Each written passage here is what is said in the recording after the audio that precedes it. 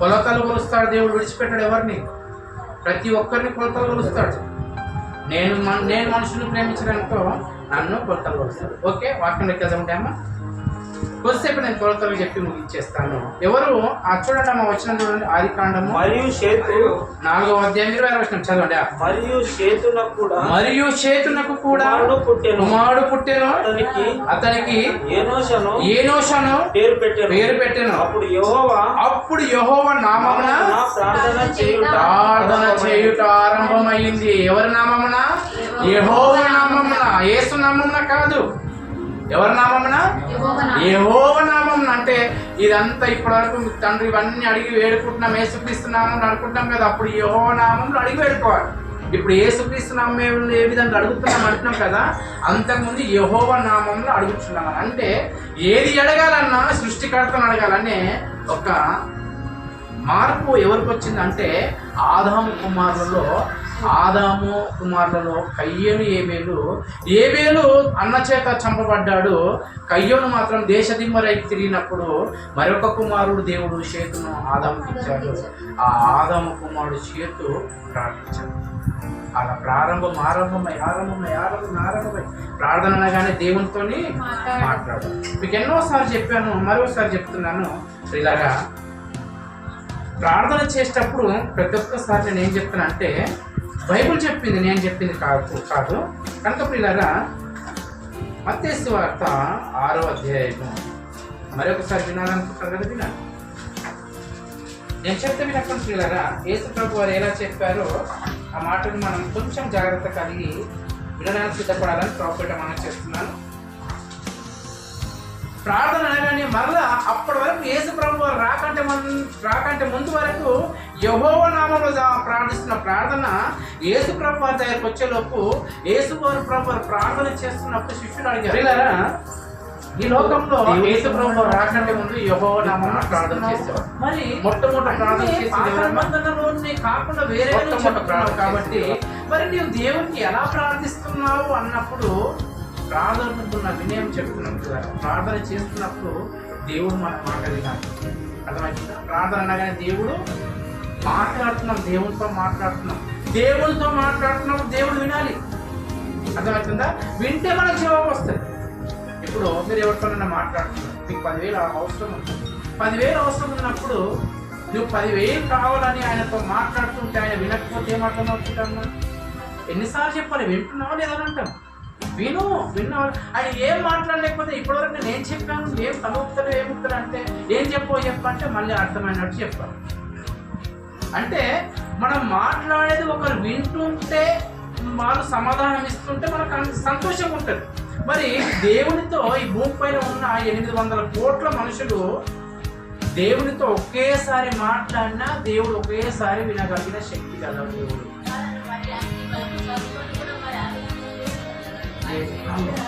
నేను చెప్తాను, ఇలా పని చేస్తున్నా. ఓకే, చెప్తా అక్కడ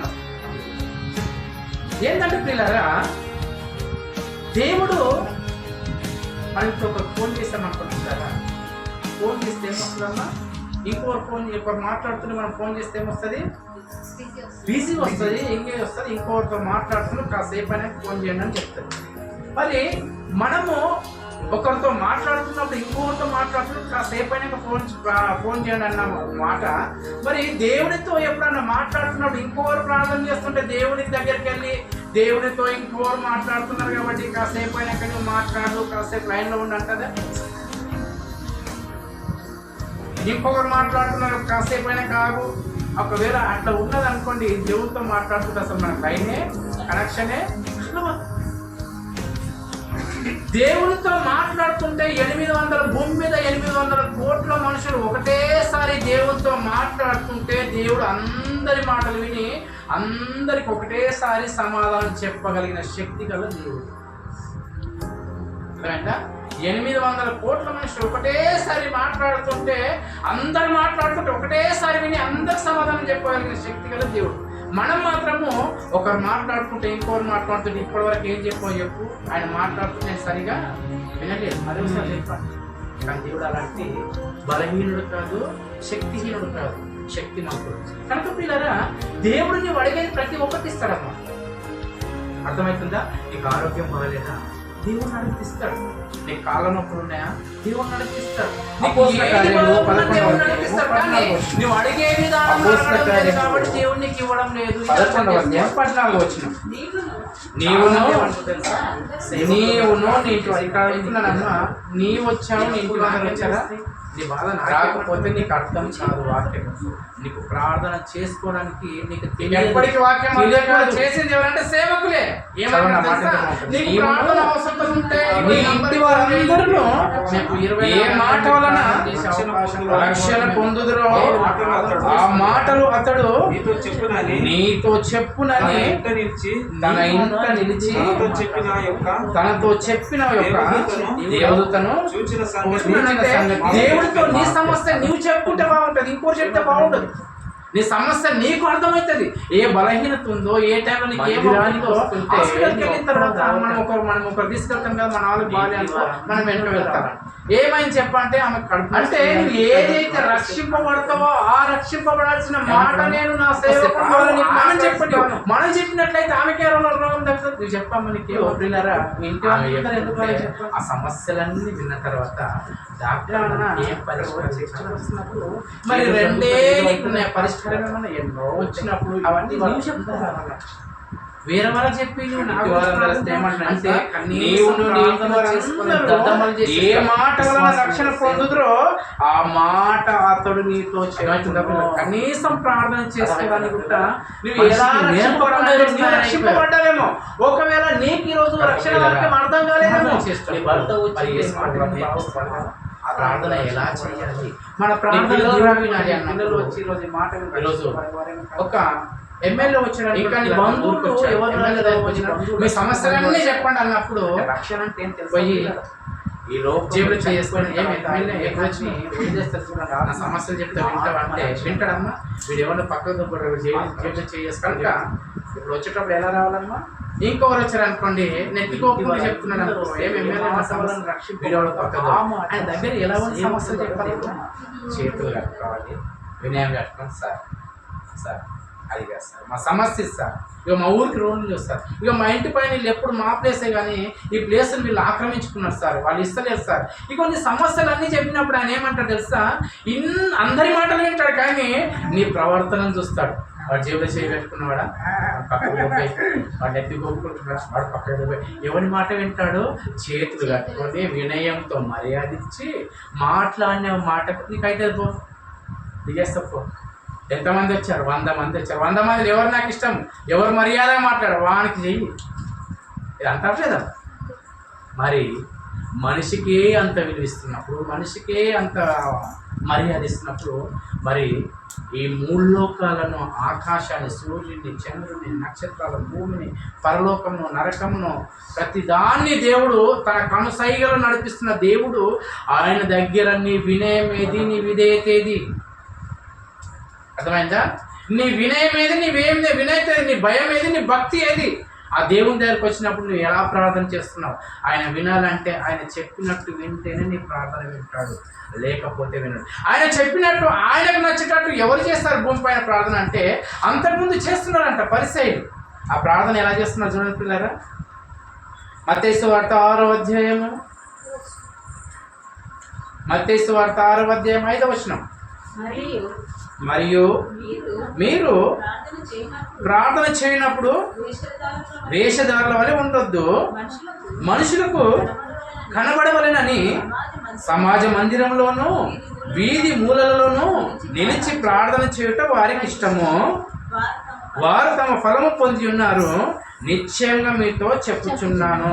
అంటే అర్థమేమైందమ్మా ఇక్కడ, ప్రార్థన చేసేవాడు వేషధారగా కనిపిస్తే ఆయన ప్రార్థన దేవుడు విన్నాడు. అర్థమవుతుందా? వేషధారణ అంటే ఏంటి?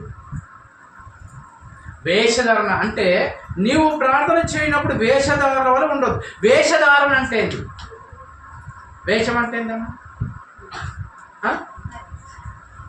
నటించడం. ఎలా నటిస్తున్నాం అంటే ప్రార్థన వినాలంటే వేషధారి అని ఎవరు అంటున్నారంటే ఉండవద్దు, మనుషులకు కనబడవలనని సమాజ మందిరంలో వీధి మూలలలో నిలిచి ప్రార్థన చేయటం నిలిచి ప్రార్థన చేసేవాడు వేషధారి.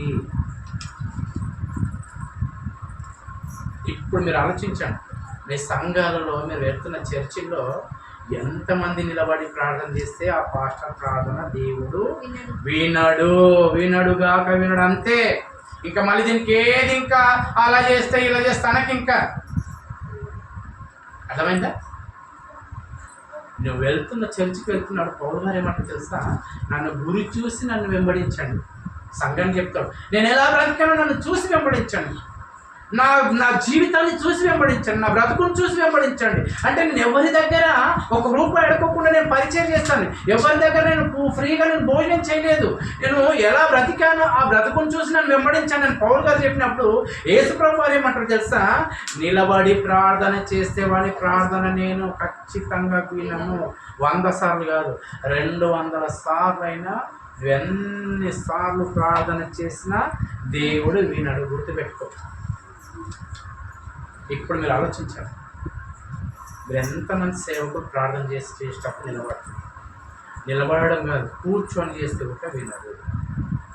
కొంతమంది కుర్చీలో కూర్చొని అలానే ప్రార్థిస్తుంటారు. కొంతమంది చర్చికి వచ్చినప్పుడు తలపై పొంగేసుకొని అలానే తలనెత్తి కిందకి వేసుకొని ప్రార్థన చేస్తారు, వినడు. దేవుడు అంటే ఏమనుకుంటున్నావు? ఆయనను చూస్తే ఏ మనిషి బ్రతకడు. నీకు సమస్య వచ్చిందా? నీ ఆరోగ్యం బాగాలేదా? నీకు తక్క కావాలనుకుంటున్నావా? అయితే ఈరోజు చెప్పినట్టు ప్రార్థన చేయలేదు, నీకు దేవుడు తగ్గిస్తాడు. దేవుని కోసం బ్రతుకుతాను ఒక నిర్ణయం తీసుకో, దేవుడు నీకు బాగు చేస్తాడు. ఇది తెలియకనే ప్రియులారా మనం కొట్టుమిట్టాడుతున్నాం. కనుక ప్రియులారా, నిలబడి ప్రార్థన చేస్తే ఎప్పటికీ వినడు. మరి ఎలా ప్రార్థించాలి? సమాజ మందిరంలోనూ, సమాజం అంటే ఏ చర్చిల్లోనూ, వీధుల మూలలోనూ, మీటింగ్లలో ఏమైతుంది పిల్లరా? వాళ్ళ మీటింగ్ చూస్తుంటే అలా స్టేజ్ చూస్తే ఒక 300 మంది కూర్చున్నట్టు అంత పెద్ద స్టేజ్ ఉంటుంది. నీకు మోకరిస్తే ఏం గురించి చెప్పాలి? నువ్వు మోకరించి ప్రార్థన చేస్తే ఏం అంటే, మోకరించి ప్రార్థన చేస్తే బట్టలు నలుగుతాయనా, లేకపోతే ఎవరికి కనిపించననే? నువ్వు ఎందుకు ప్రార్థన చేస్తున్నావు? నువ్వు ప్రార్థన చేసినప్పుడు మరి నువ్వు సమాజ మందిరంలోను, వీధుల మూలలోను నిలిచి ప్రార్థన చేయడం వాళ్ళకి ఇష్టం అంట, దేవునికి ఇష్టం కాదు. నిలబడి ప్రార్థన చేయట వాళ్ళకి ఎవరైతే చేస్తారో వాళ్ళకి ఇష్టం అంట. దేవునికి ఇష్టం ఎలా అంటే దేవుడు చెప్తాడు. మనుషులకు ఇష్టమైందంటే నిలబడి చేయడం మనుషులకు ఇష్టమో, దేవునికి ఎలా ఇష్టమో దేవుడు చెప్తాడు. ఆ దేవుడు ఎలా చెప్తాడు తెలుసా కదా? ఒక మాట చూపిస్తాను, సమయం చాలా అయిపోతుంది కాబట్టి. దేవునికి ఇష్టమైన వాళ్ళు ప్రార్థన ఎలా చేస్తారంటే, అపోస్తల కార్యములు 7వ అధ్యాయము 54వ వచనం నుంచి చదువుతున్నప్పుడు కదా, దేవుని కోసం బ్రతుకుతున్న వ్యక్తి ఎలా ప్రార్థన చేస్తాడో ఇక్కడ నేర్చుకున్నాను. అపోస్తల కార్యములు 7వ అధ్యాయము 54వ వచనం. స్టెఫెన్ గారు దేవుని కోసం బ్రతికిన వ్యక్తి మనుషుల్లో ప్రార్థన చేస్తున్నప్పుడు ఎలా ప్రార్థన చేస్తాడో మనం నేర్చుకున్నప్పుడు చదవండి. వారు మాటలు విని కోపంతో మండిపడి అతన్ని చూచి పండ్లు కొరికిరి. అయితే అతడు పరిశుద్ధాత్మతో నిండుకున్న వాడై ఆకాశం వైపు తేరి చూచి దేవుడి మహిమను యేసు దేవుడని కుడి పార్శ్వన నిలిచుండుట చూచి ఆకాశం తెరబడుటయు మనుష్య కుమారుడు దేవుని కుడి పార్శ్వన నిలిచి ఉండుట చూచుచున్నానని చెప్పాను. అప్పుడు వారు పెద్ద కేకలు వేసి చెవులు మూసుకొని ఏకముగా అతని మీద పడి పట్టణం వెలుపలికి అతని వెళ్ళగొట్టి రాళ్ళు రువ్వి చంపిరి. సాక్షులు సౌలు ఒక యవనస్తుని తన వస్త్రము పెట్టిరి. ప్రభువును గూర్చి మొరపెట్టుచు, యేసు ప్రభువా అంటే ప్రభువులు. ఇప్పుడు స్టెఫెన్ ఏం చేస్తున్నారమ్మా? రాళ్లతో కొడుతుంటే, ఆయన చంపుతుంటే స్టెఫెన్ గారు ఏం చేస్తున్నాడు? ప్రార్థన చేస్తున్నాడు. ఆయన ఏం చేస్తున్నాడమ్మా? ప్రార్థన చేస్తున్నాడు. యేసు ప్రభువా ఏమంటున్నాడు చూడండి. నా ఆత్మను చేర్చుకోమని స్టెఫెను పలుకుచుండగా వారు అతన్ని రాళ్లతో కొట్టిరి. అతడు మోకాళ్ళుని ప్రభువా ఏం చేస్తున్నాడంటమ్మా? మోకాళ్ళుని చంపుతుంటే కానీ మోకరించడం మర్చిపోలేదు ఒక విశ్వాసం. దేవుడు నీ ప్రార్థన నా ప్రార్థన దేవుడు వినాలంటే నువ్వు మందిరానికి వచ్చినప్పుడు ఇగో తలపైన కొంగి వేసుకోండి, ఉన్న ప్రాంతంలో ఉండండి అని కాదు, కంపల్సరీ మీరు మోకరించండి అని సంఘంలో సేవకులు నేర్పించారు. రాళ్ళతో కొడుతుంటే మోకరించడం మానవి అంటే చూడండి గారా విశ్వాసి. అలాంటి వాళ్ళ ప్రార్థన దేవుడు ఎందుకు వినాడు? నువ్వు చేస్తే నీ ప్రార్థన ఎందుకు వినాడు? ఎప్పుడైనా నువ్వు మోకరించావా దేవుని సన్నిధానంలో? నువ్వు మోకరించకపోతే నీ ప్రార్థన దేవుడు వినాడు. మోకరించడం ఏం తెలుసా? దేవుని దగ్గర వినయము, తగ్గించుకోవడము. నువ్వు హెచ్చించుకుంటున్నావు దేవుని దగ్గర, నిన్ను నువ్వు హెచ్చించుకుంటున్నావు. నిన్ను నువ్వు హెచ్చించుకుంటే దేవుడు నీ ప్రార్థన వినడుతున్నారా? నిన్ను నువ్వు హెచ్చించుకుంటే హాస్పిటల్కి పో, నిన్ను నువ్వు హెచ్చుకుంటే తక్క కాదు, నిన్ను నువ్వు హెచ్చుకుంటే నువ్వు అదే అనారోగ్యంలో చచ్చిపో. దేవుని దగ్గరికి వచ్చినప్పుడు నువ్వు సంఘంలో అయితే నువ్వు కంపల్సరీ మోకరించాల్సిందే. ఎన్నిసార్లు వెళ్ళినప్పుడు మీ పాస్టర్లే మీ సేవకులే నిలబడ్డప్పుడు మీరు కూర్చొని ప్రార్థన చేస్తారు. మీ ప్రార్థన విన్నాడు, ఆయన ప్రార్థన విన్నాడు. ఆడు వేషధారి అని చెప్తున్నాడు యేసు ప్రభు, నేను కాదమ్మా, యేసు ప్రభు చెప్తున్నాడు. వాడు వేషధారి, నిలబడ్డవాడు వాడు వేషధారి.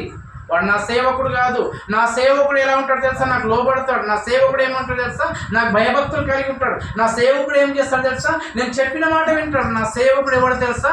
చచ్చిపోతున్న మోకరించడం మాత్రం మానడు నా సేవకుడు. నీకు ఎవడు కొడుతున్నాడని నిలబడి ప్రార్థన చేస్తావు? నేను ఎవడు వెంబడిస్తున్నాడని నిలబడి ప్రార్థన చేస్తాను? దేవుడు అంటే భయం లేదా? దేవుడు అంటే వినయం లేదా? నీకే దేవుడు అంటే భయం లేదు, నీకే వినయం లేనప్పుడు నీ సంఘానికి వచ్చిన వారిని దేవుడిలో ఎలా నడిపిస్తావు? వేసుకోబడుతున్నా ఎలా నడిపిస్తావు? నీకు ఆ భాగ్యం లేదు కాబట్టి నీవు ఏం చేస్తున్నావు పిల్లరా? దేవునికి మనం అడగకుండా అపవాది పెద్ద పెద్ద సేవకుల ద్వారా మనల్ని వారిలో తోటి మనల్ని పాడు చేస్తుంది పిల్లరా. ఏ రోజన్నా ఒకటి అడుగుతాను పిల్లరా, మీ సేవకుడు మీ ఇంటికి వచ్చి ప్రార్థన చేశాడా? లేదు. ఆ సంఘానికి వెళ్ళదు. ఇంట్లోకి వచ్చినప్పుడు అందరూ మోకరించి ప్రార్థన చెప్పి ఎంత బాగుంటుంది. సంఘంలో అందరినీ మోకరించి ప్రార్థన చెప్పి ఎంత బాగుంటుంది. ఎక్కడ మోకరిస్తారు? ఎక్కడ మోకరిస్తారు? కూర్చున్నవాడు కూర్చున్నట్టే, నిలబడినవాడు నిలబడ్డట్టే, పడుకున్నవాడు పడుకున్నట్టే. ఎక్కడి వాడు అట్లా ఉంటే ఒక వినయం లేదు, వినయత లేదు, భయం లేదు, భక్తి లేదు. లేనప్పుడు నీ ప్రార్థన దేవుడు ఎలా వింటాడు? అందుకనే ఇక్కడ కానీ హైదరాబాద్లో కానీ కంపల్సరీ ప్రార్థన చేస్తే మోకరించాల్సిందే, మోకరించి కళ్ళు మూయాల్సిందే. మీరు అడగండి కదా, ఈ ప్రాసెస్ని పెట్టి అడగండి, దేవుడిని అడగండి. చర్చిలో ఉన్నప్పుడు మోకరించి మీకు నా కాళ్ళు నొప్పులు ఉన్న దేవుడిని అడగండి, దేవుడు నీకు తగ్గిస్తాడు. నీకు అనారోగ్యం బాగాలేదా? అడుగు, దేవుడు నీకు తగ్గేస్తాడు. ఏదైనా నీవు అడుగు, నీవు దేవుని సన్నిధానంలో అడుగు, నీకు దేవుడు చేస్తాడు. ఓకేలా దేవుని సన్నిధానంలో నీకు మోకరించే అవకాశం లేదా? చివరికి ఒక మాట చెప్పేసి ముగించేస్తాడు.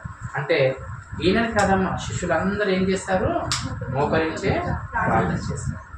పేతురు గారు కానీ ఇంకో మాట చూద్దామంటే ఎందుకు ఒకరిని ఎందుకు ఇంకోటి చూద్దామంటే అది అపోస్తల కార్యం 20వ అధ్యాయం.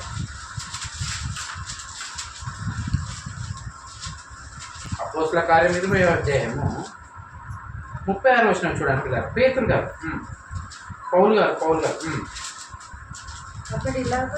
అతడు ఇలాగూ చెప్పి మోకాళ్ళుని వారందరితో, అంటే పౌలు గారు వెళ్ళిపోవాల్సి వచ్చింది కాబట్టి సముద్ర తీరం అయితే సముద్ర తీరం మంచిగా పరుకుంటుందా? మట్టి ఉంటుంది. మట్టి అంటిన పర్లేదు, నువ్వు మోకరించాల్సిందే.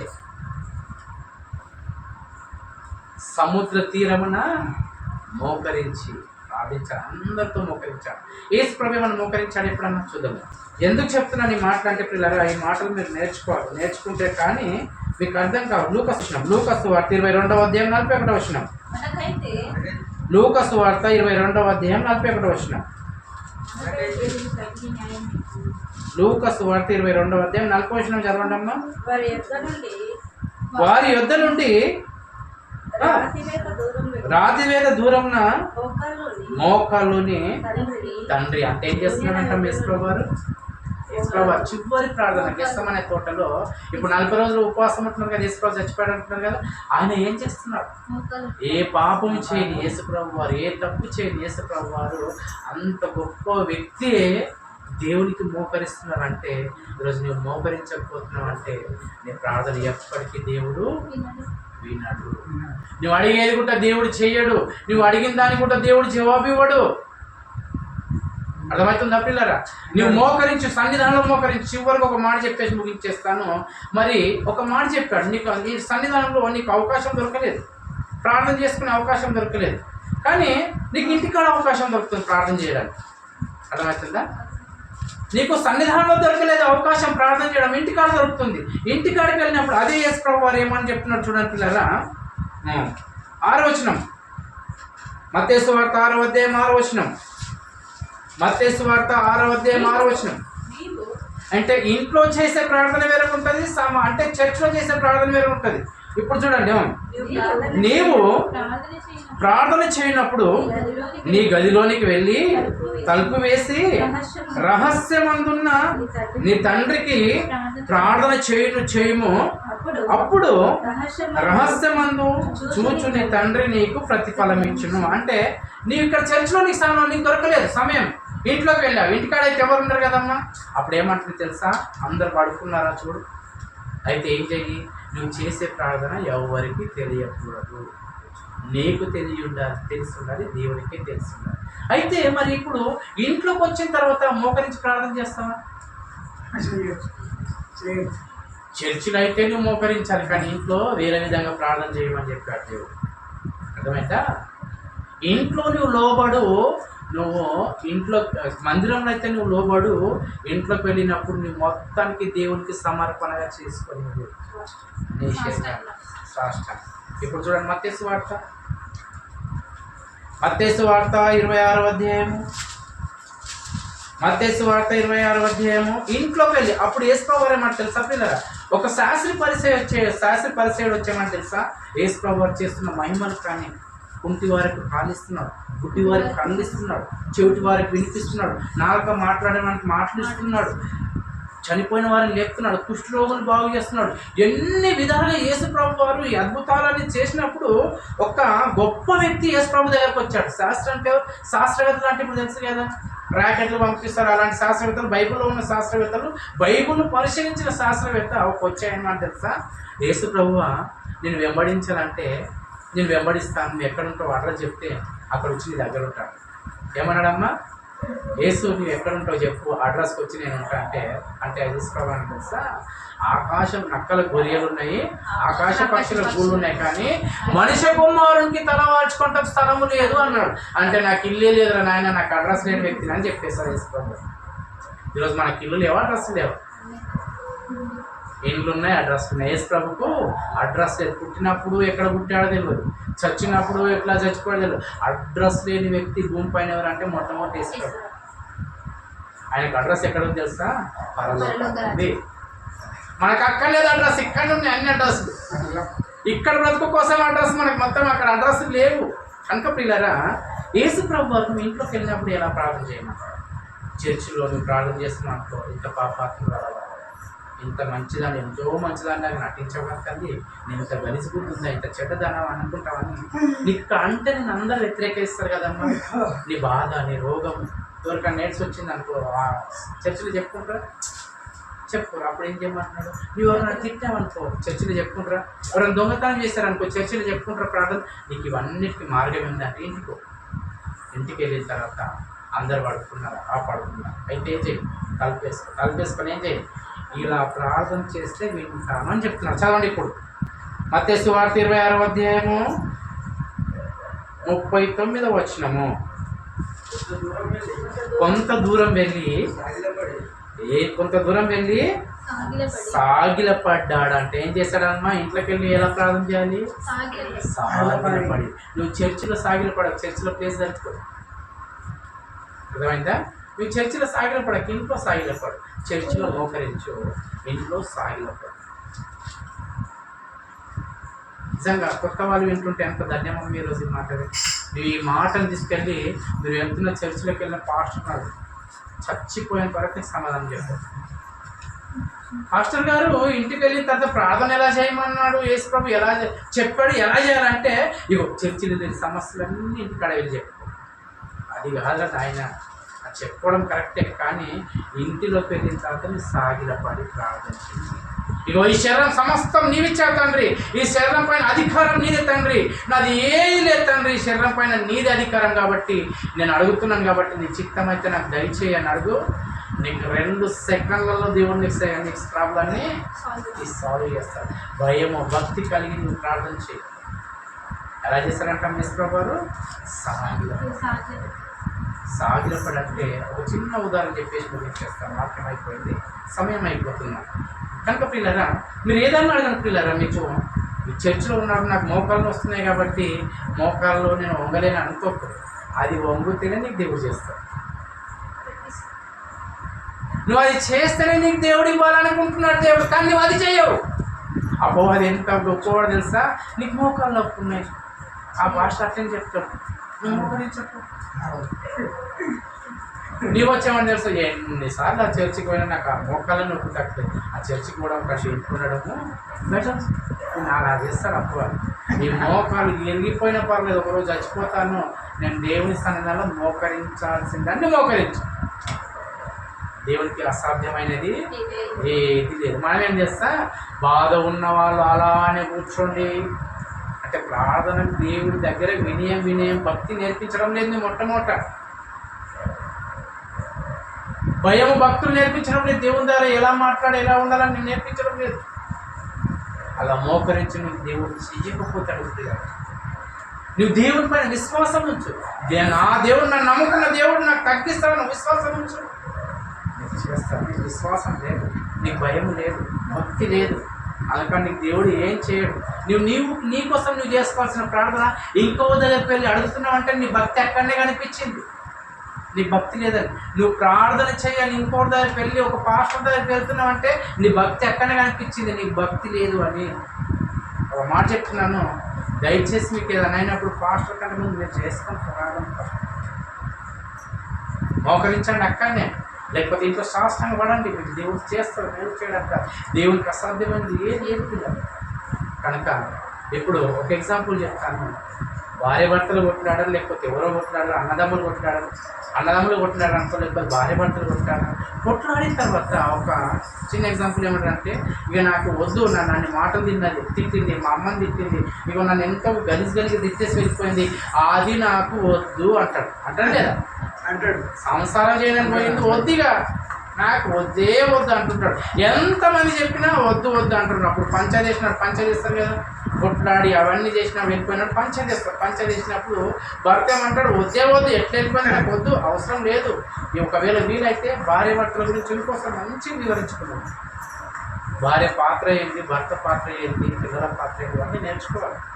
వద్దే వద్దు అన్నప్పుడు పెద్దలు ఏం చేస్తారు తెలుసా, కలపాలని కొంచెం మనలో కొద్దిగా ఎవరు చెప్తాడు వినడానికి వదిలేస్తామని అనుకుంటే కొంతమంది ఏమో తెలుసా, ఎట్లా నన్ను చేసి కలిపితే వాళ్ళ కుటుంబం బాగుంటుంది. కొంతమంది ఆలోచించి ఏం చేస్తారు తెలుసా, ఊరికేం మాట్లాడుతున్నారు అని ముఖం కాళ్ళ మీద పడుకొని దొబ్బేస్తారు.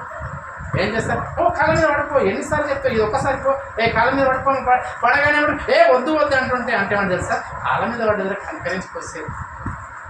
కాళ్ళ మీద పడ్డది ఒక్కసారి కనికరించి వదిలేయి ఒక్కసారి వదిలే. దేవుని కాళ్ళ దగ్గర ఉంటే దేవుడు మనం కనికరిస్తాడు, మర్చిపో. కాళ్ళ మీద ఇట్లా సాష్టాంగ పడగానే దేవుడు మనిషి కనికరిస్తే దేవుడు కనికరించాడు చెప్పండి. నువ్వు దేవుని ఇంట్లోకి వెళ్ళిన తర్వాత ఎప్పుడైనా సాష్టాంగ పడి ప్రార్థన చేసావా? ఇంట్లో సాష్టాంగ పడు, మందిరంలో మోకరించు. మందిరంలో మోకరించడానికి సేవకుడే మోకరించినప్పుడు విశ్వాసులు ఎక్కడ మోకరిస్తారు? నిజంగా అమ్మ, ఇప్పటి వరకు నేను బైబిల్ పట్టుకొని చెప్తున్నాను, ఇంతవరకు ఆ ఇంట్లోకి వెళ్ళి ప్రార్థన చేయడానికి సందర్భం నాకు ఇప్పటివరకు ఒకరు చెప్పలేదు. చాలామంది సేవకులకు నేను ప్రశ్నించాను, గదిలోకి వెళ్ళి ఎలా ప్రార్థన చేయాలంటే ఒక్కరితోటి నాకు జవాబు రాలేదు. వాళ్ళు చెప్పడానికి నేను వాళ్ళకి జవాబు చెప్పలేదు. ఓ అన్న వాళ్ళకి నేను చెప్పలేదు. ఎందుకంటే నీ బైబిల్ చదువు నీకు అర్థమవుతుంది. ఏది అర్థం చేసుకోవడానికి నాకు బైబిల్ చదివినప్పుడు లేదంటే 2-3 నెలలు దాని మీద ప్రయాసపడ్డప్పుడు ఆటో నడుపుతున్నప్పుడు హైటెక్ సిటీ బ్రిడ్జ్ మీద పోతున్నప్పుడు అలా ఒకసారి ఇట్లా జ్ఞాపకం వచ్చి అయిపోయింది. ఏదో నాకు జ్ఞాపకం వచ్చింది అది నాకు అర్థం కావాలి. నెత్తికోపుతున్నాను ఆటో నడుపుతున్నాను, నెత్తికోపుతున్నా ఆటో నడుపుతున్నాను. నాకు అర్థం కాదు, ఏది వెళ్ళిపోయింది అప్ప, ఇంత మంచి మాట నాకు అర్థమైంది. ఏదో వెళ్ళిపోయింది అనగానే ఇంట్లోకి వెళ్ళి నువ్వు సాష్టాంగ పడి ప్రార్థన చేయాలని ఇమ్మీడియట్లీ ఆటోను నడిపేసి ఇంటికి వచ్చిన తర్వాత బైబుల్ తీసి చదవని ఎక్కడ వేసుకోవడం ఎలా ప్రార్థన, శిష్యులకు నేర్పించిన వేసుకోవడం మోకరించాడు. శిష్యులకు నేర్పించిన వేసుకోవడం ఎలా ప్రార్థన చేస్తారని, ఆయన గెస్సమనే ఒకరు ఎలా ప్రార్థన చేస్తారని వెతుకుతుంటే మత్తయి సువార్త రాగానే ఆయన సాష్టాంగ పడ్డాడు. ఇంట్లోకి వెళ్ళి సాష్టాంగపరమా, ఎంత మంచి మాట బయటపరచాలి అని. నిజంగా ఆ రోజు 2-3 రోజుల వరకు ఎప్పుడు శుక్రవారం వస్తుందో ప్రార్థన గురించి చెప్పాలి, చర్చిలో నా సంఘానికి వస్తున్నప్పుడు చెప్పాలి, ఈ మాటలు చెప్పాలని చెప్పగానే కొంతమంది విన్నారు, కొంతమంది వాళ్ళ దురదృష్టము, విన్న వాళ్ళ అదృష్టం. అటువంటి అట్లా యేసుప్రభు మన మాట వినాలంటే గొప్ప వ్యక్తి, ప్రపంచాలను కలిగించింది. ఆయన మాట వినాలంటే నువ్వు మోకరిస్తే కానీ దేవుడిని ప్రార్థన, నువ్వు సాష్టాంగ పడితే కానీ ప్రార్థన. ఎందుకు వెళ్తున్నారు పిల్లరా? అర్థం కానీ చర్చలకు వెళ్ళకండి. దయచేసి చెప్తున్నాను, ఒకటే బ్రతుకుంది, ఒకటే జీవితం ఉంది. ఆ జీవితంలో అర్థమయ్యే దగ్గరికి మనం ప్రాణం పోయేంత వరకు వచ్చి నేర్చుకోవాలి. అర్థమైందా? మనిషిగా ప్రేమించాను. వాళ్ళకి నిలబడి ప్రార్థన చేస్తే వాళ్ళకి అర్థం కానప్పుడు వాళ్ళు ఏం చెప్తారు నీ గురించి? వాళ్ళు ఏం వాక్యం చెప్తారు? ప్రార్థన చేసేటప్పుడే నిలబడ్డాడు, ప్రార్థన చేసేటప్పుడు కూర్చున్నాడు, ప్రార్థన చేసుకుంటూ అటు తిరుగుతున్నాడు అంటే మనకి ఏం అర్థం కాలేదని అర్థం చేసుకో. వాడు అసలు సేవకుడే కాదని అర్థం చేసుకో. 100 మంది రాని, 1000 మంది రాని, 1,00,000 మంది రాని, వాడు సేవకుడు కాదు. ఎందుకంటే యేసుప్రభు చెప్పిన మాట అది. ఎవడైనాను ఆ మాట ఒకసారి చూస్తే అది ముగించేసుకుందామన్నా. మత్తయి సువార్త 6:5 ఆ మాట ఒకసారి చదవండి. నేనేమన్నా చెప్తున్నానమ్మా? నాకు బైబిల్ లేకపోతే నేను చెప్పండి, నేను మీలాంటి వాడిని దద్దమని. బైబిల్ ఉంది కాబట్టి చెప్తున్నాను. మాట చదవండి ఒకసారి. మత్తయి సువార్త 6:5 మరియు మీరు ప్రార్థన చేయనప్పుడు, అంటే వేషధారులు ఎవరంటున్నారు? మీరు ప్రార్థన చేయనప్పుడు వేషధారులు కొంతమంది చేస్తున్నారు ప్రార్థన. మనుషులకు కనబడవలనని సమాజం అంటే దేవుని మందిరంలో అంటే పెద్ద ఏంటి మీటింగ్స్ లో నిలిచి ప్రార్థన చేయుట వారికి ఇష్టము. అంటే వారి ఇష్టం, దేవుని ఇష్టం కదా. వారు అంటే దానికి ఫలం పొందారు. వాడు నిలబడ్డానికి వానికి నేను ప్రతీకారం నేను ఇస్తాను. నాకు భయభక్తి లేకుండా వాడు ఉన్నాడు కాబట్టి దానికి నేను ప్రతిఫలం ఇస్తాను. అర్థమైందా? నిలబడి ప్రార్థన చేసేవానికి ప్రతీకారం ఇస్తాడు దేవుడు, ప్రతిఫలం ఇస్తాడు. అదే ప్రతిఫలం ఏం తెలుసా? నరకము. అదే ప్రార్థన ఏం తెలుసా? నరకం. గణేష్ ప్రభు సంస్కృతి దేవుడు ఎలా మాట్లాడితే దేవుడు ఇచ్చాడు. దేవుడి దగ్గర భయము, భక్తి, విజయం. ఇంకోటి, నాకు దేవుడు చేస్తాడన్న నమ్మకం లేకుండా ఈరోజు మోకరించి ప్రార్థన చేయమని మోకరించి దేవుడు ఏదో చేస్తాను, అది కాదు. విశ్వాసం ఇచ్చాడు, నమ్మకం ఇచ్చాడు. నమ్మకం నీకు దేవుడు ఏదైనా చేయగలుగుతాడు. నీకు అనారోగ్యం విషయం కానీ, నీకు అనారోగ్యం లేకుండా నీకు మంచి మనశ్శాంతిని ఇస్తారు చాలు. నీకు కాలు నొప్పున్నా పర్వాలేదు, నీ ఆరోగ్యం బాగాలేకుండా పర్లేదు, కానీ నీకు ఆ మనసును, చంచలమైన మనసును తీసేస్తాడు దేవుడు. ఆ చంచలమైన మనసు తీసేసిన తర్వాత నీ మనసు ప్రశాంతంగా ఉంటే, ఆరోగ్యం బాగాలేకపోతే ఏం కాదు, నీ మనసు కుదుటపడతాడు. నీకు అన్ని విధాలు కొడుకులున్నా చూడకపోతే నీ మనసును కుదుటపరుస్తారు. నీ పిల్లలున్నా నీకు చూడకపోతే మనసును కుదుటపరుస్తారు. మనం ఏం చేస్తాం తెలుసా? కోడళ్ళు, అక్కలు ఎంతమంది ఉన్నా నీ మనసును కుదుటపడ, ఇంతమంది ఉన్నా చూస్తారా నీ మనసు చంచలం అయిపోయిందో, ఎవరు లేకుండా నా దేవుడు చూస్తారని అనుకో, మనసు కుదుటపడతాడు. ఈ వాక్యం అనే హృదయంలో 30 అంతలు, 60 అంతలు, 100 అంతలు ఆశీర్వాదం. ఎందులో? తిండిలో ఫలించేది. డబ్బులు ఫలించాలని చెప్తారు అందరూ. 30 అంతలు, 60 అంతలు, 100 అంతలు కాదు. ఆత్మీయతలో ఫలించాలి నీవు. 30 అంతలు, 60 అంతలు. అంటే ఫలించాలంటే ఏం చేయాలి? ఈరోజు నేను మోకరించి ప్రార్థన చేయడం నేర్చుకో. ఈరోజు ఇంట్లోకి వెళ్ళిన తర్వాత సాష్టాంగపై ప్రార్థన చేయడం నేర్చుకో. ఇవన్నీ చేయి. నీ జీవితంలో ఎలాంటి మేలు జరగదో దేవుడు. ఎందుకంటే యేసు ప్రభు చెప్పాడు కదా, నువ్వు మోకరించి ప్రార్థన చేస్తే నీకు రావాల్సిన ఏదడిగి తగ్గిస్తాను. నువ్వు సాష్టాంగపడు, అంటే ముఖ్యంగా అడగాల్సింది ఏంటి? చచ్చిపోతాం కాబట్టి పాపాల కోసం మనం ప్రార్థన చేయాలి. మన పాపను ఒప్పుకోవడానికి ప్రార్థన చేయాలి. ఎందుకంటే ఈ లోకంలో ఈ శరీరం ఎప్పటికైనా మట్టిలోకి వెళ్ళేది. ఆ శరీరం కోసం ప్రార్థించకుండా ఎక్కువ మట్టుకు ఆత్మ కోసం ప్రార్థన చేయండి. ఆత్మకు ఏమేమైతే తప్పులు చేస్తే ఆ తప్పులన్నీ ఒప్పుకోవడానికి మోకరించండి, ప్రార్థించండి. ఓకేనా? అందరం మోకరిద్దామండి.